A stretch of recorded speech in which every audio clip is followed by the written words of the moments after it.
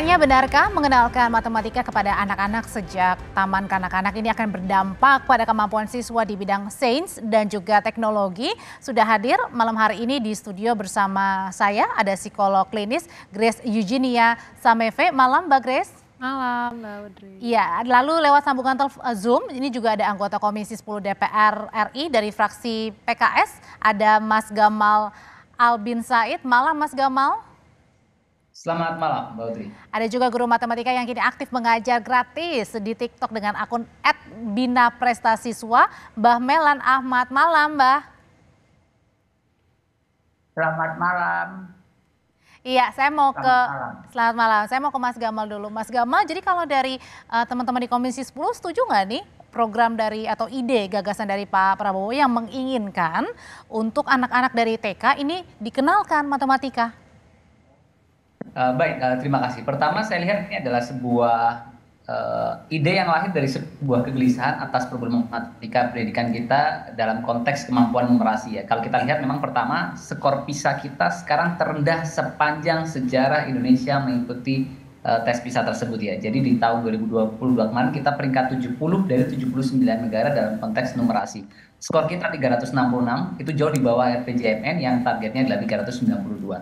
Nah, yang menarik ada sebuah kajian yang membuat proyeksi. Kira-kira butuh waktu berapa lama untuk kemampuan numerasi anak-anak Indonesia menyamai rata-rata negara OECD.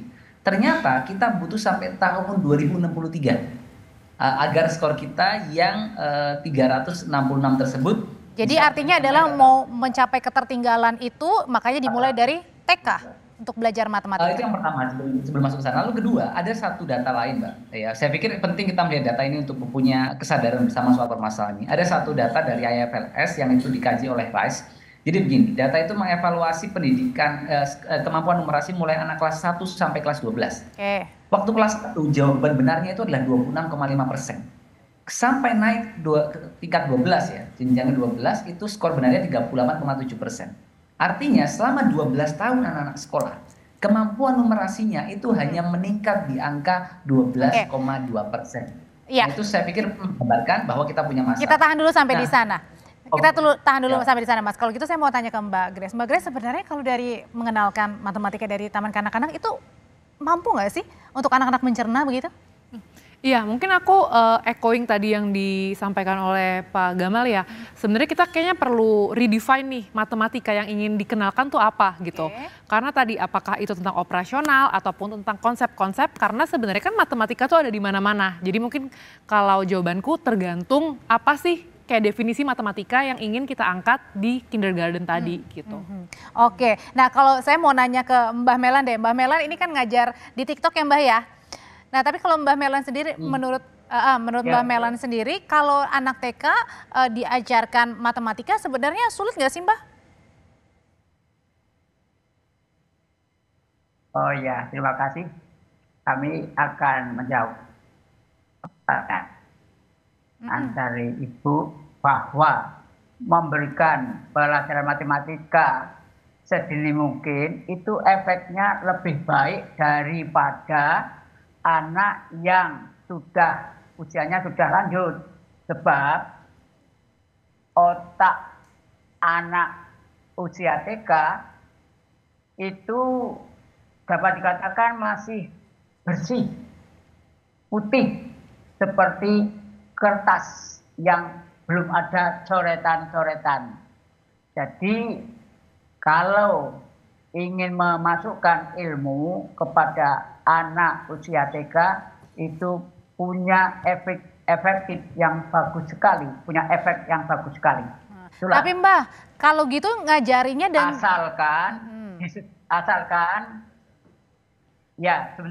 asalkan disesuaikan dengan tingkat perkembangan anak itu.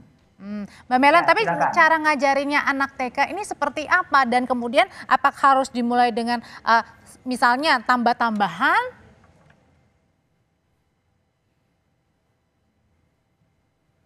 Oh ya, jadi teknik cara mengajar anak TK itu tidak langsung main operasi aljabar atau operasi matematika, tapi ajaklah anak TK itu bermain sambil belajar atau belajar sambil bermain. Itu tekniknya kita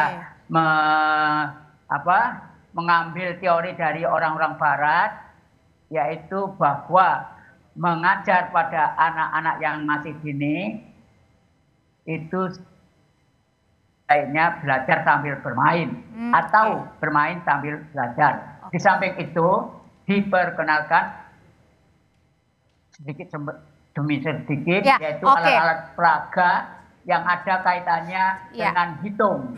Oke, jadi artinya adalah diajarkan anak-anak sebenarnya bukan full belajar gitu Mbak Grace, tapi kemudian juga sambil bermain. Nah, pertanyaannya kan kalau misalnya anak-anak seusia dini itu kan memang dibiarkan mereka mengeksplor, mengenal begitu. Nah, ini gimana caranya nanti? Oke, iya. Jadi mungkin juga kembali aku tadi balik lagi ke definisi matematika atau numerasi gitu ya, Mbak. Ternyata tuh definisinya tuh kayak luas banget. Mungkin yang sekarang kita tahu paling familiar itu adalah dengan misalnya angka gitu ya. Nah tapi selain itu ternyata semacam bentuk, semacam juga perbandingan yang sebenarnya kita pakai setiap hari kayak tinggi, pendek, jauh, dekat. Konsep jam itu semua ternyata sebenarnya adalah bagian dari matematika atau keterampilan numerasi gitu. Dan kita bisa lihat karena ternyata variabelnya ada luas banget, jadi tentunya akan banyak dipakai waktu mereka bermain kan. Misalnya even kayak kalau kita ngasih tahu, oh kita mainnya 5 menit aja ya, sebenarnya itu tuh udah ngenalin konsep matematika itu sendiri gitu. Atau dalam permainan biasanya anak-anak ada juga yang suka misalnya bermain peran gitu ya, atau enggak membuat-buat bangun-bangunan balok. Kan balok itu ada banyak bentuk. Nah itu juga sebenarnya adalah dan ada angka juga di situ. Betul, itu konsep yang lain juga yang bisa dikenalkan ke anak gitu. Oke, nah Mas Gamal sebenarnya kalau dilihat dari tadi kan karena ini juga kerinduan untuk menaikkan ini ya tadi angka ya. Begitu. Nah, pertanyaannya apakah dengan mengenalkan anak-anak dari taman kanak, mengenalkan matematika dari taman kanak-kanak ini murni hanya untuk menaikkan skor nih? Jadi begini, saya coba pelajari di berbagai negara lain dan kajian internasional, Mbak. Misalkan ya menurut the National Council of Teachers of Mathematics ya (NCTM) dan the National Association for the Education of Young Children. Itu mengatakan anak-anak usia 3-6 tahun memiliki potensi besar untuk memahami konsep matematika dasar melalui pengalaman yang dirancang dengan baik. Ya. Nah, lalu kedua, ada sebuah penelitian, studi kasus ya. Ternyata ada kaitan antara kesulitan belajar matematika di sekolah dasar dengan kurangnya pengajaran matematika sejak anak usia dini.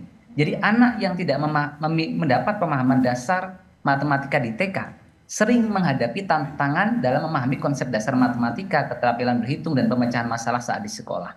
Itu yang kedua ya. Jadi dari dua data itu memang ada bahwa poin pentingnya memulai pelajaran matematika dengan baik itu menjadi satu hal yang krusial. Lalu kedua, secara filosofi, jadi Ki Hajar Dewantara kan punya prinsip pembelajaran anak itu harus sesuai kodratnya. Ada 2 kodrat. 1 kodrat alam, kedua kodrat zaman. Maksudnya apa? Kodrat alam ini jadi masa kanak-kanak itu di mana anak-anak sering sekali bermain gembira kan. Mereka banyak mengekspresikan diri begitu dan mengembangkan diri dalam segala hal yang anak lakukan dalam keseharian. Sehingga harus ada sebuah desain kurikulum yang sederhana dan kompatibel dengan kodrat alam di usia anak tersebut. Dan yang kedua kodrat zaman. Kalau gitu, artinya berangkat dari tuntutan kebutuhan kompetensi numerasi sekarang. Ya, kalau gitu, kalau gitu saya mau nanya ke Mbak Grace terakhir. Mbak Grace, gimana caranya kemudian orang tua harus bersikap nih dengan kalau benar-benar hal ini diterapkan? Iya, kembali menurutku saat ini diterapkan tentunya itu perlu adaptasi gitu ya. Tapi again menurutku dari tadi kita juga udah berdiskusi bahwa yes matematika itu penting fondasinya, tapi harus pastikan yang kita ajarkan itu sesuai dengan usia anak gitu. Nah dan tapi terlepas dari itu seperti tadi kita udah diskusi ternyata matematika atau angka itu ada di mana-mana loh gitu. Jadi ya menurutku parents just be parents dan terus melakukan dan mengenalkan secara langsung atau nggak langsung menggunakan konsep-konsep itu tadi gitu ya. Jadi itu sih menurutku yang bisa dilakukan orang tua dan nanti dievaluasi lagi karena kan sekarang baru wacana nih. Kita belum tahu sebenarnya saat diimplementasi akan seperti apa. Realisasinya seperti apa begitu ya bentuknya, formatnya. Iya betul sekali. Mbak Grace terima kasih, Mas Gamal terima kasih, Mbak Mela juga terima kasih untuk pandangannya di Sapa Indonesia Malam Akhir Pekan. Tetaplah bersama kami saudara, karena kita masih berbicara soal matematika. Nah, matematika ini kerap kali dianggap pelajaran yang rumit, tapi berbeda di hadapan seseorang ini yang masih muda kemudian menjuarai matematika di mana-mana. Selengkapnya saudara tetap bersama kami di Sapa Indonesia Malam.